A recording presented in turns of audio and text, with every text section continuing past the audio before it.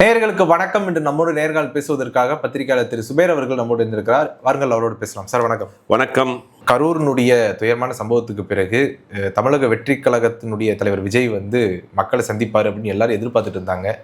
ஆனால் வருவாரா மாட்டாரா அப்படிங்கிற ஒரு விவாதம் போகிறதுக்குள்ள இன்னொரு தகவல் ஒன்று வருது. என்னன்னா, அங்கே இருக்கக்கூடிய பாதிக்கப்பட்ட மக்களை அவரை சந்திக்கணும் அப்படிங்கிற மாதிரி ஒரு ஏற்பாடு பண்ண போகிறதா சொல்கிறாங்க. எப்படி பார்க்குறீங்க? இல்லை, முதல்ல அந்த சிபிஐ விசாரணை தொடங்கிட்டாங்க. சிபிஐ விசாரணை தொடங்கி முதல் தகவல் அறிக்கையை நேற்று கரூர் கோர்ட்டில் சிபிஐ தரப்பில் சப்மிட் பண்ணியிருக்காங்க. அதில் முதல் குற்றவாளியாக புஷி ஆனந்த், அப்புறம் நிர்மல்குமார், அப்புறம் அந்த மாவட்ட செயலர் மதியழகன் இவர்கள்லாம் சேர்த்துருக்கதாகவும், ஆதவர்ஜினா பேரும் விஜய் பேரும் அதில் விடுபட்டு போனதாகவும் ஒரு தகவல் போயிட்டுருக்கு. இது ஒன்றும் அதிகாரப்பூர்வமான உறுதிப்படுத்தப்படாத தகவல். ஆனால் முதல் தகவல் அறிக்கையை சிபிஐ கரூர் கோர்ட்டில் தாக்கல் பண்ணியிருக்கு. அடுத்தடுத்த நாட்களில் அது நமக்கு அது ஃபுல் டீட்டெயில் நமக்கு வெளியில் வரும். இது சிபிஐயின் தரப்பில் நேற்று அங்கேருந்து வரக்கூடிய தகவலாக இருக்குது. இது ஒரு பக்கம் இருந்தாலும் கூட இந்த மாதம் 17ஆம் தேதி கரூர் போகிறார். தீபாவளிக்கு முதல் நாள் 2 நாளைக்கு முன்னாடி கரூர் போகிறாரு. கரூரில் இருக்கக்கூடிய ஒரு திருமண மண்டபத்தை பிடிச்சி அவர் மக்களை வர சொல்லி, பாதிக்கப்பட்ட மக்களை வர சொல்லி ஆறுதல் சொல்ல போகிறார் அப்படின்னு ஒரு தகவல் உறுதிப்படுத்தப்பட்ட தகவலாக இருந்தது. ஆனால் என்ன சொன்னாங்க அப்படின்னா, இல்லை அங்கே கல்யாண மண்டபங்கள் கிடைக்கிறது, ஹோட்டல் கிடைக்கிறதுக்கு ஆளுங்கட்சி நெருக்கடி கொடுக்குறாங்க, அதனால் போகலை அப்படின்னு அவங்க தரப்புலேருந்து ஒரு செய்தியை பரப்புனாங்க. ஆனால் உண்மை நிலவரம் என்னென்னா, அதிமுகவை சேர்ந்த ஒரு நிர்வாகியுடைய ஒரு மண்டபத்தை ஃபிக்ஸ் பண்ணி போய் அவரை சந்திக்கிறதாக இருந்துச்சு. கடைசி நேரத்தில் அந்த ப்ரோக்ராமையும் அவர் கேன்சல் பண்ணிட்டார். விஜய் போகலை, விஜய் எங்கேயுமே போகலை, வீட்டுக்குள்ளேயே தான் இருக்கிறார் 30 நாளாங்கிறது தான் வேறு தகவல், கூடுதல் தகவல். அப்போ அந்த 2 முறை பனையை விட்டு பட்டணம் பார்க்க வந்துட்டு போனார். மற்றபடி ஒரு 30 நாளாக வீட்டுக்குள்ளேயே தான் இருக்கிறார். விஜயினுடைய மனநிலையை பொறுத்த வரைக்கும் மிகப்பெரிய ஒரு அதிர்ச்சியில், அப்செட்டில் இருக்கிறாரு. கட்சியே மொத்தமாக சுவிட்ச் ஆஃப் மோடில் தான் இருக்குது. பலரும் இன்றைக்கி ஒரு பெரிய அதிருப்தியில் இருக்கிறாங்கிறது தான் தாவேக்காவினுடைய இன்றைய நிலவரம். இது சம்மந்தமாக வேறு எந்த முடிவும் அவர் எடுக்கலை. இப்போ என்ன பண்ணுறாங்கன்னா, 27ஆம் தேதி, இந்த மாதம் 27ஆம் தேதி மகாபலிபுரத்தில், பனையூர்லேருந்து மகாபலிபுரம் பக்கம் தானே, ஈசிஆர் ரோட்டில் போயிடலாம் இல்லையா? அதனால் அந்த பக்கம், அதாவது எப்படி ஒரு அரசியல் பண்ணுறாரு பாருங்கள். அதாவது ட்ராவலிங் கூட அதிகமாக போயிடக்கூடாது. நம்ம ஏரியா பக்கத்துலேயே ஒரு மண்டபத்தை பிடிங்க.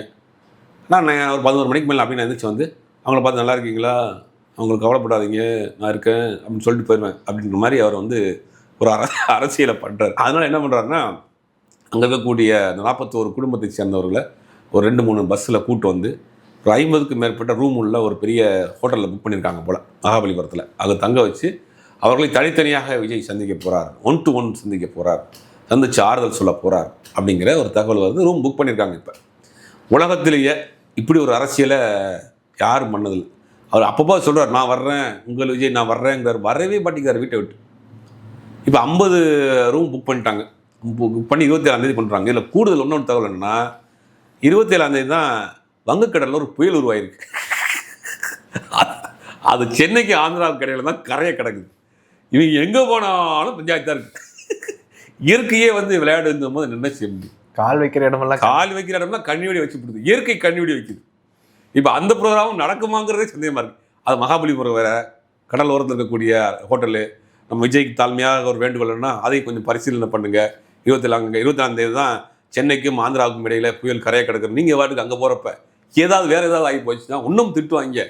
நாங்களும் சேர்ந்து பல வீடியோக்கள் போட வேண்டியதாக இருக்கும். அதனால் என்னென்னா, அந்த 27ஆம் தேதி நடக்குமாங்கிறது தெரியல. ரூப் இப்போ புக் பண்ணியிருக்காங்க, அவ்வளோதான். சரி, இப்போ இந்த சம்பவத்தை ஒரு பக்கம் இருந்தாலும் கூட சிபிஐடைய விசாரணை இன்னொரு பக்கம் போய்கிட்டு இருக்கு. அப்படிங்கிறப்ப அதில் என்ன நடந்துட்டு இருக்குது? அதான் முதல் கட்டமாக இப்போ ஆல்ரெடி தமிழ்நாடு சென்னை உயர்நீதிமன்றம் போட்ட அந்த எஸ்ஐஆர் இருக்கு இல்லையா, அது ஒரு ஃபர்ஸ்ட் இன்வெஸ்டிகேஷன் ஆரம்பித்தாங்க. அதனுடைய டாக்குமெண்ட்லாம் சிபிஐக்கு ஹேண்ட் ஓவர் பண்ணிட்டாங்க. சிபிஐ இப்போ இன்வெஸ்டிகேஷன் ஆரம்பிச்சிருக்கிறாங்க. அது முதல் தகவல் ஏற்கனவே சொன்ன மாதிரி போட்டிருக்கிறாங்க. அடுத்த கட்டமாக என்ன மூவ் ஆக போகுதுங்கிறது தெரியும். சிபிஐ விசாரணை என்கிட்ட கேட்டிங்கன்னா நானா போய் பார்க்க சொல்ல. சிபிஐ விசாரணைங்கிறது ரொம்ப கான்ஃபிடென்ட்டான விஷயம். ஆனால் நேற்று கோர்ட்டில் அவங்க தாக்கல் பண்ணியிருக்காங்க. இல்லை, A1 A2 A3 Mathiyazhagan, Bussy Anand, அதுக்கப்புறம் நிர்மல்குமார் இவங்களெல்லாம் சேர்த்துருக்குறாங்கன்னு சொல்கிறாங்களே, அது உறுதிப்படுத்தப்படாத தகவல். சிபிஐ முதல் தகவல் அறிக்கை தாக்கல் பண்ணியிருக்குங்கிறது மட்டும்தான் உண்மை. அதுக்குள்ளே என்ன இருக்குங்கிறது கான்ஃபிடென்ட் தான் இருக்குது. அது வரக்கூடிய நாட்களில் தான் வெளியில் எக்ஸ்போஸ் ஆகும். அதாவது இது ஒரு பக்கம் உறுதிப்படுத்தப்படாத தகவல் அப்படின்னாலும் கூட பரவலாக பேசப்படுற ஒரு தகவலா இருக்குது அப்படிங்கிறப்ப சிபிஐ விசாரணைனாலே அது வந்து இல்லை, அது நேர்மையாக நடத்த மாட்டாங்க, அவங்க வந்து அந்த ஃபைல் அப்படியே க்ளோஸ் பண்ணிடுவாங்க இப்படின்லாம் ஒரு பார்வையை வச்சிருப்பாங்க. அப்போ இதுல வந்து நடவடிக்கைகள் எப்படி இருக்கும் அப்படிங்கிற ஒரு கேள்வி ஒன்று இருக்குது இல்லை? நடவடிக்கை ஒட்டுமொத்தமாக ஒரு ஒரு அமைப்பை வந்து நீங்கள் எப்படி குறை சொல்லுவீங்க? விஜய் தான் குறை சொன்னார். சிபிஐ வந்து ஆர்எஸ்எஸ் பிஜேபியினுடைய பிடியில் இருக்குது, வந்து திமுக வந்து திமுக பாஜகவும் கூட்டணி கள்ள கூட்டணி ஓடி போய் ஒளிஞ்சுக்கிட்டாங்கன்னு இவர் சிபிஐ கேட்டார். இப்போ என்னென்னா, ஒருவேளை சிபிஐ விசாரணை நடந்து முடிந்து புஷி ஆனந்த், ஆதவர்ஜனா, நிர்மல்குமார் ஒட்டுமொத்தமாக A1 A2 A3 வரிசையாக போட்டு முதல் தர குற்றவாளின்னு போட்டாங்கன்னு வச்சுங்க, இவங்களாவது சென்னை புழல் இருந்தாலாவது நம்ம கட்சிக்காரன் தெரிஞ்சவனாவது 2 பேர் இட்லி சப்பாத்தியாக கொடுப்பாங்க. தீகார் ஜெயிலில் போனால் புஷி ஆனந்த்லாம் தீகார் ஜெயிலில் போட்டால் என்ன ஆகும்? தலைவனுக்கு ஹிந்தியும் தெரியாது, சப்பாத்தி 3 நேரம் சப்பாத்தியும் கொடுப்பாங்க. எவ்வளோ பெரிய சிக்கல் இதெல்லாம்! சொந்த காசில் சூனி வச்சுக்கிற மாதிரி தான் அது. இதுக்கு பேசாமல் நம்ம கூட போயிருந்தா கூட உள்ளே போனால் நமக்கு தெரிஞ்சவனா 2 பேர் இருப்பாங்க, பேச்சு துணைக்க ஆள் இருப்பாங்க. இல்லை ஆமாப்பா, கடலூரில் இருந்து நான் வாட்டுக்கு அரசியல் பண்ணிகிட்டு இருந்தேன், என்ன தேவையில்லாமல் இட்டுன்னு போய் கடைசியில் விட்டுன்னு போயிட்டானுங்க. இட்டுன்னு போனவனுங்களாம் சிபிஐ விசாரணையாப்பா அப்படின்னு நம்ம பேசிக்கிட்டா வாயாச்சும் வந்துருச்சுனா பேசலாம். பீகாரில் போனால் அவங்க என்னத்தை பேச இந்திக்காரன்ட்டேன், அவங்க சப்பாத்தி சாப்பிட்றா ஜி அப்படின்னு கேட்டானே, எங்கே நோ ஜி எனக்கு சோறு தான் சாப்பிட்டோம் ஜின்னு சொல்ல முடியுமா? இப்போ அவங்களாம் ஒட்டு மொத்தமாக சிபிஐ விசாரணை இப்படிலாம் நடந்தால் இதெல்லாம் நடக்கும். மேல்முறையீடுக்கும் நீங்கள் போக முடியாது. சிபிஐக்கு எடுத்து தமிழ்நாடு அரசு போட்டிருந்த சென்னை உயர்நீதிமன்றம் போட்டிருந்த அந்த எஸ்ஐடியில் கொடுத்து அதை விசாரணை நடத்தி அது அறிக்கை தாக்கல் பண்ணி அதில் உங்களுக்கு குறைபாடுகள் இருக்குது சந்தேகம் இருந்தால் கூட நீங்கள் மேல்முறையீடு பண்ணலாம். அவசரமாக போய் எலிவாழை பிடிக்க போய் புலிவாழை பிடிச்சிட்டீங்க கடைசி. அப்ப என்ன செய்யும் உங்க நிலைமை? இல்ல, நாங்க சிபிஐ விசாரணை கேட்கல, அதாவது நாங்க கேட்டது வந்து ஒரு நேர்மையான அதிகாரியினுடைய தலைமையில நடக்கணும் அப்படின்னு நாங்க கேட்டோம். அது சுப்ரீம் கோர்ட் வந்து அப்படி ஒரு பரிந்துரை பண்ணிருக்கு. சுப்ரீம் கோர்ட் மானிட்டரிங்ல ஒரு எஸ்ஐடி போடுங்கன்னு கேட்குறாங்க. அப்போ அங்கே பாதிக்கப்பட்ட தரப்பு வந்து 2 பேர் வந்து சிபிஐ விசாரணை கேட்குறாங்க. அது அவங்களே ஃபேக்குன்னு சொல்லிட்டாங்க. நாங்கள் கேட்கவே இல்லைங்க, எங்கள்கிட்ட வந்து பேப்பரை கொடுத்து கையெழுத்து வாங்கினாங்க அப்படின்னு அதிமுக தான் மொத்தமாக எழுதி விட்டுருக்கு. இதை உள்ளடி ஆள் அதிமுக பார்த்துருக்காங்கன்னு தெரியல. இப்போ ஒட்டுமொத்தமாக விஜய் யாரை நம்புறதே தெரியல. அதிமுக நம்புறதா, அது ஒரிஜினா நம்புறதா, இல்லை யாரை நம்புறது, இல்லை கூட இருக்க எவன் நல்லவன் எவன் கெட்டவன், இந்த மாதிரி மங்காதா படத்தில் ட்விஸ்ட் மேல் ட்விஸ்ட்டாக வந்துகிட்டு இருக்கும். கிளைமேக்ஸில் அர்ஜுன் நல்லவரா, அஜித் நல்லவரா, அப்படி ட்விஸ்ட் மேலே ட்விஸ்ட்டாக இருக்கும். அந்த மாதிரி இந்த கட்சிக்குள்ளே எவன் நல்லவன் யார் கால வருவான்னு விஜய் வந்து மிகப்பெரிய அப்செட்டில் இருக்காரு. இப்போ கட்சிக்குள்ளே பார்த்தா அந்த 3 குரூப்புள்ளே பெரிய போட்டியாக இருக்குது. ஆதவர்ஜினா ஒரு அரசியல் பண்ணுறாரு, ஜான் ஒரு அரசியல் பண்ணுறாரு, புஷி ஆனந்த் ஒரு அரசியல் பண்ணுறாரு. இந்த அரசியல் எதுவுமே தெரியாமல் ஒரு அரசியல் பண்ணியிருக்காரு விஜய். இது எதுவுமே தெரியாத ஒரு அரசியல் பண்ணுறாரு. ஒட்டு மொத்தமாக ஒரு ஒரு மூடு மந்திரமாக தான் இருக்குது. கட்சியுடைய ஸ்போக்ஸ் பர்சன் யாரும் கிடையாது, 2ஆம் கட்ட நிர்வாகிகள் பேசுறதில்ல, என்ன நடக்குதுங்க தெரியல, அவர் வீட்டை விட்டு வெளியே வர மாட்டேங்கிறாரு. அப்போ இதெல்லாம் வந்து ஒரு ஒரு மர்மமாகவே இருக்கக்கூடிய ஒரு கட்சியாக தான் இருக்குது. தாவேக்கா வந்து இப்போ தாவேக்கா மேலே ஒரு விமர்சனம் வைக்கிறாங்க. என்னன்னா 25 நாளாக வெளியே வரல, இந்த கரூர் சம்பவத்துக்கு அப்புறம் அப்படியே ஆஃப் ஆயிட்டாங்களா, க்ளோஸ் ஆயிட்டாங்களா? ஏன்னா அடுத்த தேர்தல் பரப்புரைன்னு ஏதாவது கொஞ்சமாச்சும் ஏதாவது பண்ண ஆரம்பிச்சிருக்கணும் இல்லை, ஆனால் இன்ன வரைக்கும் எதுவுமே பண்ணலை அப்படிங்கிற ஒரு கேள்வி இருக்குது இல்லை? அது இல்லை, 16ஆவது நாள் காரியம் முடிஞ்ச பிறகு வெளியே வரலான்னு ஒரு ஐடியா இருந்தாங்க. 16 நாள் காரியம் முடிஞ்சோடனே வெளியே வந்து அரசியலை செய்வோம் அப்படின்னு நினச்சாங்க. 16ஆம் நாள் காரியம் முடிஞ்சிருச்சு. இப்போ இந்த 27ஆம் தேதி கூட்டு வர்றாருல, அன்றைக்கி 30ஆம் நாள் காரியம். அப்போ 30ஆவது நாள் காரியம் முடிஞ்ச பிறகு செய்யலாம்னு ஒரு ஐடியாவில் இருக்காங்க போல.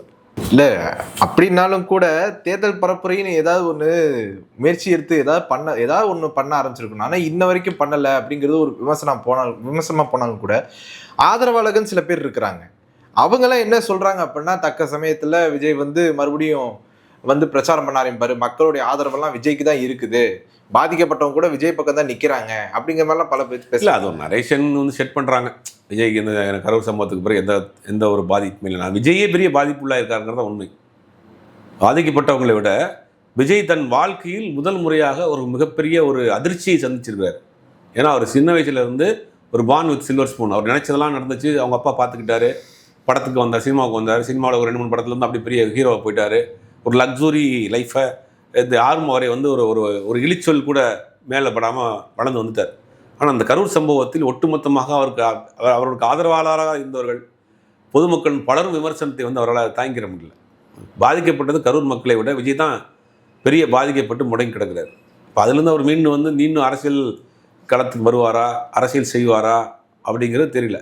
ஏன்னா கிட்டத்தட்ட ஒரு 30 நாள் ஆயிடுச்சு. நிறையா தலைவர்களே சொல்லுவாங்க, தோல்வியிலேருந்து உடனே எழுந்துருவாங்க, மீண்டும் எழுந்துருவாங்க. கலைஞர் சொல்லுவாங்க 15 வருஷம் எதிர்க்கட்சி தலைவராக அரசியல் பண்ணார். ஆனால் விஜயை பொறுத்த வரைக்கும் முன்னும் முடங்கி போய் கிடக்கிறாருங்கிறது தான் அங்கே இருக்கக்கூடிய யதார்த்தமான உண்மை.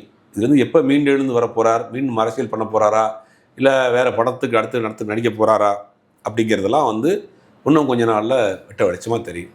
ஓகே, உங்களுடைய நேரத்தை ஒதுக்கி எங்களோட கருத்தில் வந்தமைக்கு நன்றி சார்.